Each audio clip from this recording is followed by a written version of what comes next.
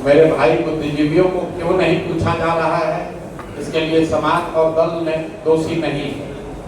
इसके लिए दोषी आप और हम खुद हैं। बिहार में समझदार लोग, बुद्धिजीवी तो मैं किसी को नहीं कहता हूँ, समझदार लोगों की ये दुर्दशा क्यों है? तो आप तो बहुत बड़े फिलोसॉफिकल अंदाज में आपने कुछ बात कही। तो ग्रीस में एक बहुत बड़े दार्शनिक थे प्लेटो, उन्होंने कहा if you do not participate in democracy be ready to be ruled by your inferiors. अगर समाज में, राजनीति में आप सक्रिय भूमिका नहीं अदा करेंगे तो इस बात के लिए तैयार रहिए कि कोई मूर्ख आदमी राजा बनकर आप पर शासन करेगा। और राजनीति की भागीदारी का मतलब ये नहीं है कि हर आदमी राजनीति में चला है। राजनीति में भागीदारी का मतलब ये है कि सामाजिक राजनीतिक नजरिए से ऐसी चीजें जो आपके जीवन को, आपके बच्चों के जीवन को प्रभावित कर सकती हैं, कम से कम उससे आपका जुड़ाव, लगाव होना चाहिए। अब आपका है कि नहीं, अभी जांच लीजिए। हम 3 बरस से बिहार में पैदल चल रहे हैं और जितने भी सवाल यहाँ पूछे गए, कोई ऐसा सवाल नहीं है जिसको पहले दिन हमको चंपारण में न पूछा गया हो और जिसको आज आप यहाँ दोहरा नहीं रहे। अभी तक हम इतने, इसीलिए हम ये मौका देते हैं लोगों को कि शायद कोई नया सवाल आ जाए। कोई ऐसा सवाल आपने नहीं पूछा, चाहे वो पलायन की बात हो, भ्रष्टाचार कम करने की बात हो, जन सुराज पर लोगों का भरोसा क्यों हो इसकी बात हो, भूमि सुधार की बात हो, चकबंदी की बात हो, ये सारे बातों पर लोगों ने सवाल पूछे हैं। उसका सैकड़ों बार जवाब दिया गया है और उन जवाबों को आपने अपने फेसबुक पर, यूट्यूब पर देखा, समझा भी है। लेकिन राजनीति से आप अपने आप को इतना अलग मानते हैं, वीडियो पर देख लिए, ठीक है, जब होगा तब देखा जाएगा, जब मिलेंगे प्रसाद से तब सोचेंगे। हम काहे दिमाग लगाए? यही कारण है कि पिछले 25-30 सालों में आप जैसे समझदार लोग, हम अपने आप को भी उसमें शामिल कर रहे हैं, आप जैसे समाज की समझ रखने वाले लोग या तो राजनीति में धकिया कर किनारे कर दिए गए या स्वेच्छा से आप ही खुद से किनारे हो गए। अब बचा कौन समाज में? तो जितना लंपट बदमाश है वही नेता बनकर आप क्या कर रहा है। अब फिर आप कहते हैं कि भैया सुधार नहीं हो रहा है। लोग कहते हैं कि हमारे पास विकल्प नहीं। बिहार में लोगों का एक स्टैंडर्ड आंसर है कि हमारे पास विकल्प नहीं था। भैया अब आप आए हैं, अब आपके साथ हम लोग चलेंगे। मेरे भाई, आप लोग कितने लोग यहाँ बैठे हैं, ज्यादातर लोग वोट 1-2 बार तो दिए ही होंगे। शहर के लोग ज्यादा वोट नहीं देते हैं, लेकिन हम मान रहे हैं कि आप लोग कुछ वोट दिए होंगे। तो भैया ईवीएम पर नोटा था कि नहीं? नोटा क्यों नहीं दबाए? कुछ लोग ये कहता है कि नोटा इसलिए नहीं दबाए कि वोट बर्बाद हो जाता। संवैधानिक व्यवस्था ये है कि अगर नोटा को वोट सबसे ज्यादा मिल जाए तो पार्टियों को वैधानिक तौर पर नए उम्मीदवार रखकर फिर से चुनाव कराने पड़ेंगे। अगर आपको लगा कि ऊपर वाला सब खराब था तो नोटा दबाने से किसने रोका था? मेरे भाई, जब वोट होता है तब तो आप कहते वोट काहे खराब करें। अगर कोई अच्छा आदमी बिहार में खड़ा हो जाए तो आप टिहरी में, सासाराम में, नौहट्टा में, तिलौतू में बैठ के क्या कहते हैं? बिहार में ना चलिए। कोई प्रोफेसर साहब, डॉक्टर साहब, समाज सेवी, कोई महिला, कोई बुद्धिजीवी खड़ा हो जाए तो आप अपने घर में, दुकान में बैठ के कहते हैं अरे चलिए हम बिहार में, ना चलिए ना, आदमी तो ठीक पा, लेकिन इनका संगे कोई है ये नहीं है। मेरे भाई, आप देखते हैं कोई अगर हिम्मत करके खड़ा भी होता है, शुरू में 10-20 लगता है कि इसको 10-20 हजार वोट मिलेगा, लेकिन ये भाई साहब जो बता रहे थे, वोट आते आते उसको 500 वोट भी नहीं मिलता। और उसके अपने समर्थक ये क्या कहते हैं, समाज के भले लोग क्या कहते हैं, जस्टिफाई कैसे करते हैं? क्या करें, उनको वोट दे भी देते, वो जीत भी जाते तो क्या कर लेते, वो तो कैसे मेरा वोट बर्बाद हो जाता। मेरे भाई, जब समाज में कोई अच्छा आदमी खड़ा होता है और आपके वोट न देने की वजह से वो हारता है, तो एक आदमी के हारने से 100 अच्छे आदमी का हिम्मत टूटता है कि हमको लोकतंत्र में नहीं आना। एक आदमी अच्छा जीतेगा तो लोग बताएगा देखिए वो प्रोफेसर साहब खड़ा हुए थे, गुरुआ से जीत गए। देखिए वो प्रोफेसर, वो डॉक्टर साहब तिलौतू से खड़ा हुए थे, समाज सेवी थे, जीत गए। अभी क्या कहता है? अरे भैया देखे नहीं, वो खड़ा हुए थे ना, कई वो वोट मिला, 1500 तो वोटर में मिला था उनको। इसलिए मेरे भाई, राजनीति तब सुधरेगी जब समाज सुधरेगा। लेकिन ये जो आपने कहा कि जब तक समाज नहीं सुधरेगा, सवाल ये है कि क्या जब तक समाज नहीं सुधरेगा तब तक राजनीति में प्रयास नहीं होना चाहिए? बिल्कुल ये भी धारणा गलत है, क्योंकि जिसको राजनीति करके समाज का अगुवाई करना है उसके पास ये विकल्प नहीं है कि समाज में सब अच्छा हो जाएगा तब हम जगेंगे। बिहार में दूसरा एक्सक्यूज लोग क्या देते हैं, भैया मन तो है राजनीति में आने का, लेकिन जातीय बहुत है। दो लोगों ने सवाल पूछा कि जाति से कैसे निपटिएगा, तो आप खुद काम नहीं करना चाहते हैं तो कहते ना हम तो आते समाज में काम करते, लेकिन बिहार में बाहुबल बहुत है, जाति बहुत है, पैसा बहुत लगता है, इसीलिए हम नहीं आ रहे। ये तीनों आपका बहुत बड़ा भ्रम है।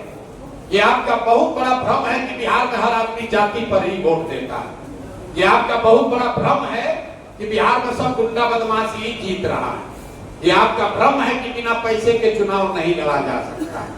अब तीनों बात का उत्तर भी आपको देंगे, आपको समझ में भी आएगा। लेकिन शुरू इससे करते हैं कि किसी ने पूछा कि हम लोग कैसे लोगों को समझाएं कि प्रशांत किशोर जो कह रहे हैं, जब सुराज जो कह रहा है उसी से तुम्हारा भला होगा। आप ये कह रहे हैं कि हम उनको जाके आप बताना चाहते हैं कि प्रशांत किशोर बहुत बड़े विद्वान हैं, इन विषयों की उनको समझ है, इसलिए उनको वोट देना चाहिए। हम आपको कह रहे हैं भैया ना हम विद्वान हैं, ना हमको सभी विषयों की समझ है, ना किसी को हो सकती है। लोगों को आप कैसे समझाइएगा? आपको खुद भी पूछना चाहिए कि आप जन सुराज पर क्यों भरोसा करें। तो भैया हम इसका सीधा जवाब रोज देते हैं कि जन सुराज पर बिल्कुल भरोसा मत कीजिए, बिल्कुल भरोसा मत कीजिए। लोकतंत्र में ये व्यवस्था आपको बनाई गई है, किसी दल किसी नेता पर आपको भरोसा परमानेंट नहीं करना है, उसको 5 वर्ष का अवसर देना है। 5 वर्ष में वो काम करे तो ठीक, न करे तो उसको हटाइए। अब जन सुराज पर भरोसा करें कि न करें, उसके लिए एक आपको उदाहरण दे देते हैं। मान लीजिए कि आपको चीनी का रोग है, यहाँ बैठे बहुत लोगों को हो भी सकता है। चीनी का रोग होता है, आप टिहरी में डॉक्टर के पास जाइएगा तो डॉक्टर साहब आपको बताएंगे भैया ये रोग ठीक नहीं होगा, आप दवा खाते रहिए, शुगर लेवल कंट्रोल में रहेगा, थोड़ा संयम रखिए, एक्सरसाइज कीजिए, चीनी उनी ज्यादा मत खाइए।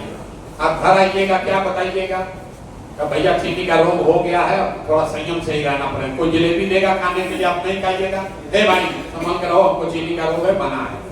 फिर किसी ने बताया भैया पटना में एक बहुत बढ़िया डॉक्टर है, आप वहां गए, उससे शायद कुछ कंट्रोल हो जाए, तो शायद आपको दवा बदल देगा। लेकिन वो भी ये कहेगा कि ठीक नहीं होगा भाई, रहना तुमको चीनी के रोग के साथ ही है, तुमको अब 2 बार खाना नहीं, 2 बार दवा नहीं लेनी पड़ेगी, एक नई दवा आई है, खाली सुबह में एक टैबलेट खाइए, इसी से ठीक हो जाएगा। आप मन में सोच के चलिए कुछ तो सुधार हुआ, आ गए। फिर कोई अभी घर पर आपके आया, बोला भैया दिल्ली में एक नया डॉक्टर आया है, उसके पास चीनी का रोग का इलाज है, आप अपना रिजर्वेशन वगैरह कराइएगा, किसी को जानते हैं भैया चलो यार उस डॉक्टर से मिलाते हैं। दिल्ली आप डॉक्टर के पास पहुंचे, डॉक्टर ने आपको बताया हाँ भाई दवाई तो एक नया आया है, दवा नई आई है जिससे चीनी का रोग ठीक हो सकता है, लेकिन ठीक होने की संभावना सिर्फ 50% ही है।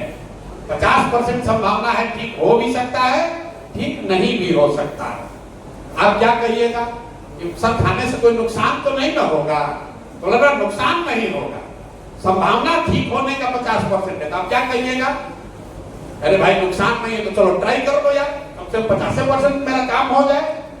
तो भैया जन सुराज वही नई दवा है, जन सुराज वही नया वाला दवा है। जदयू राजद आप देखे, पहले लालू का कंटेंट देख लिए, फिर उससे बढ़िया कुछ खाए नीतीश कुमार मोदी को देख लिए, चीनी का रोग ठीक नहीं हुआ, बिहार का दशा कुछ सुधरा, लेकिन आपकी दशा नहीं सुधरी। अब जन सुराज आया है, तो आप इसको 5 वर्ष के लिए ट्राई कर लीजिए, नया दवा के तौर पर। तो आप तय कर लीजिए बैठ के भैया आपको पीछे का एक्सपायर दवा खाना है कि नया दवा ट्राई करना, इतने का तो हिसाब किताब है।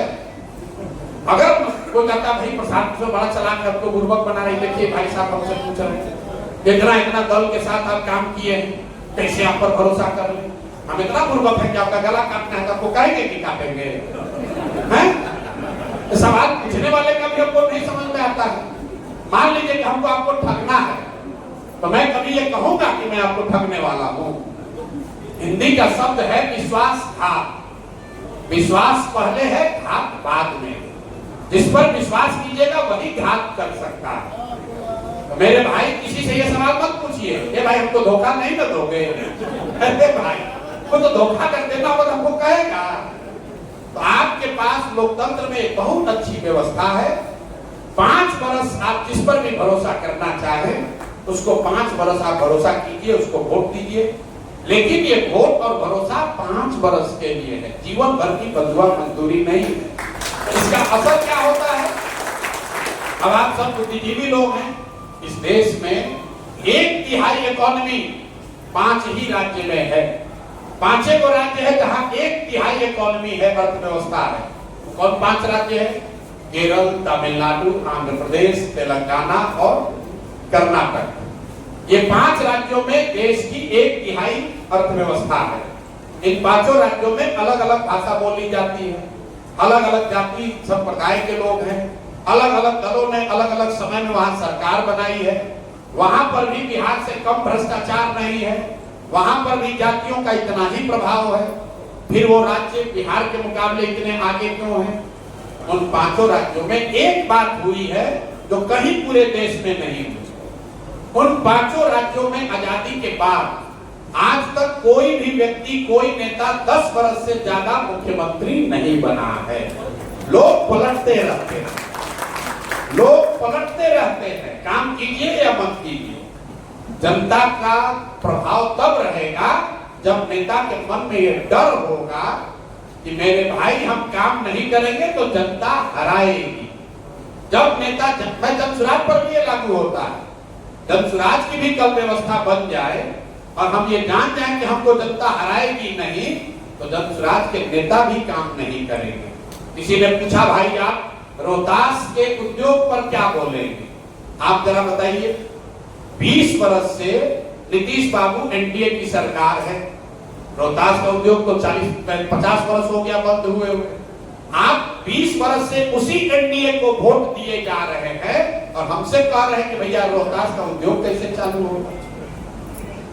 अरे भाई जहां जाइए बिहार में आपको 1 लाख समस्या गिनाता है और उसके बाद हम कुछ अच्छा बताइए आपके विधायक कितना बार जिससे जीत रहे हैं? कहता भैया 4 बार से।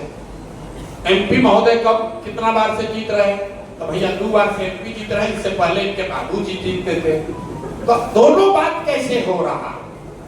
आप एक और कह रहे हैं कि आपका नेता काम भी नहीं कर रहा है और उसी नेता को वोट देकर आप जिता भी रहे हैं। अब तुरंत कोई कहेगा कि तो भैया लास्ट आते आते ना जाति पर वोट पड़ जाता है। ये बिल्कुल गलत बात है। अगर आपको लगता है कि बिहार में जाति पर वोट पड़ता है तो इस बात को, इस भ्रम को अब अपने दिमाग से हटाइए। ये बिहारियों का एक बहुत बड़ा नुकसान अपना खुद कर रहे हैं ये कह के कि बिहार में तो सब जाते पर होता है। जितने यहाँ लोग बैठे हुए हैं आप मुझे बताइए कि कौन सा ऐसा बिहार देश में राज्य है जहाँ जाति नहीं है? क्या कापू कम्मा रेड्डी आंध्र प्रदेश में नहीं है? क्या कुर्मी मराठा महाराष्ट्र में नहीं है? क्या पटेल और क्षत्रिय गुजरात में नहीं है? उनकी राजनीति में भूमिका नहीं है? कुछ लोग कहेगा ना वहां पर जाति है लेकिन बिहार में ज्यादा है। तो ज्यादा है कि कम है? अभी जांच लिया जाए। भाई 14 में यहाँ जितने लोग बैठे हुए हैं ज्यादातर लोगों ने 14 में मोदी जी के नाम पर भाजपा को वोट दिया है। तो जरा बताइए आप लोगों में से किसका किसका जाति मोदी जी वाला जाति है? बताइए जरा आपको। जिसको लगता है कि बिहार में सब आदमी जाते पर वोट दे रहा है तो आप बताइए कि मोदी जी को बिहार में वोट दिया कौन? मोदी जी के जाति का तो है नहीं है कोई यहाँ। दोनों बात तो सही नहीं हो सकती है। या तो हर आदमी जाति पर वोट तो ना जाति का ना, वो तो हिंदू मुसलमान पर देता है, जाति पर नहीं ना देता है। कहना ना वो तो पुलवामा के लिए दिया था। अरे भाई आप ये कह रहे हैं कि जाति पर ही सब व्यक्ति वोट देता है। आप मुझे बताइए कि अगर हर व्यक्ति जाति पर ही वोट देता है तो मोदी जी को बिहार में वोट दिया किसने? अब कोई कहता है भाई मोदी जी तो अलग चीज है, तो चलिए लालू जी को पकड़ लीजिए। आप और हम रोज पढ़ते हैं MY समीकरण, तो भैया M तो मतलब मुसलमान हुआ, तो मुसलमान और लालू जी की जाति तो एक नहीं है। तो मुसलमान लालू जी को काहे वोट देता है? भाई आप तुरंत कहेंगे तो भाजपा के डर से देता है, भाजपा के डर से देता है ना, जात के लिए तो नहीं देता है। मेरे भाई ये आप भ्रम मत पालिए कि हर व्यक्ति जाति पर ही वोट देता है। और दूसरे राज्यों के मुकाबले जाति का प्रभाव बिहार में ज्यादा है कि कम, इसको अगर आंकना है तो एकदम साइंटिफिकली देख लीजिए। 14 में इस पूरे देश में इंदिरा जी की लहर में लोगों ने कांग्रेस को वोट दिया, मतलब पूरे देश में जातियों से ऊपर उठकर लोगों ने इंदिरा जी के मौत के नाम पर कांग्रेस को वोट दिया। तो बिहार में भी लोग जाति से ऊपर उठकर कांग्रेस को वोट दिए। 1989 में पूरे हिंदी हार्टलैंड में बीपी सिंह को वोट दिया लोगों ने, तो बिहार में भी लोग जाति से ऊपर उठकर बीपी सिंह को वोट दिए। 2014 में जब मोदी जी को पश्चिमी और उत्तरी भारत में वोट मिला, जब झारखंड में जाति टूटी, गुजरात में जाति टूटी, उत्तर प्रदेश में जाति टूटी, तो बिहार के लोग भी जाति से ऊपर उठकर मोदी के नाम पर वोट दिए। पुलवामा के नाम पर जब पूरे देश में वोट पड़ा, तो बिहार में भी लोग जातियों से ऊपर उठकर पुलवामा के नाम पर वोट किए। मेरे भाई अगर आप किसी भी एंगल से देखिएगा तो जाति जो है वो राजनीति की एक सच्चाई है, जाति एकमात्र सच्चाई नहीं है। अगर कोई घटना, अगर कोई व्यक्ति, अगर कोई प्रयास, अगर कोई मुद्दा समाज के इमेजिनेशन को कैप्चर कर ले तो समाज में ये ताकत है, समाज जातियों से ऊपर उठकर